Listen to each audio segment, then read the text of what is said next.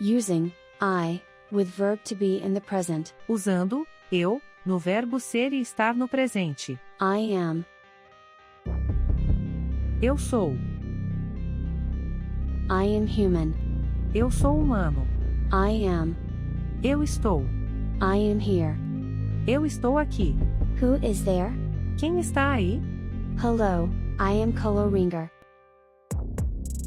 Olá. Eu sou Coloringa. Who are you? Quem é você? How am I? Como estou? I am feeling good now. Eu estou me sentindo bem agora. Where are you from? De onde você é? I am from Brazil. Eu sou do Brasil. Repeat with me. Repita comigo. I am watching the video.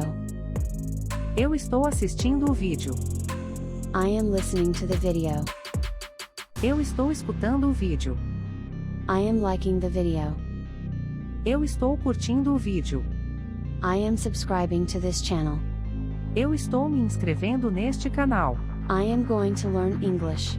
Eu vou aprender inglês. I know where I am. Eu sei onde eu estou. I am stronger. Eu estou mais forte. I am happier. Eu estou mais feliz. I am running. Eu estou correndo. I am exercising. Eu estou fazendo exercícios. Where am I? Onde estou? I am at home. Estou em casa. I am cooking. Estou cozinhando. I am cleaning the house. Estou limpando a casa. I am taking a shower. Estou tomando banho. Here I am. Aqui estou. I am short of breath. Estou com falta de ar. I am going now. Estou indo agora. I am happy that you've watched until here. Eu estou feliz que assistiu até aqui. I am going to say goodbye. Eu vou dizer tchau. I am going to go. Eu estou indo. I am gone. Eu fui. See you next video. Te vejo no próximo vídeo.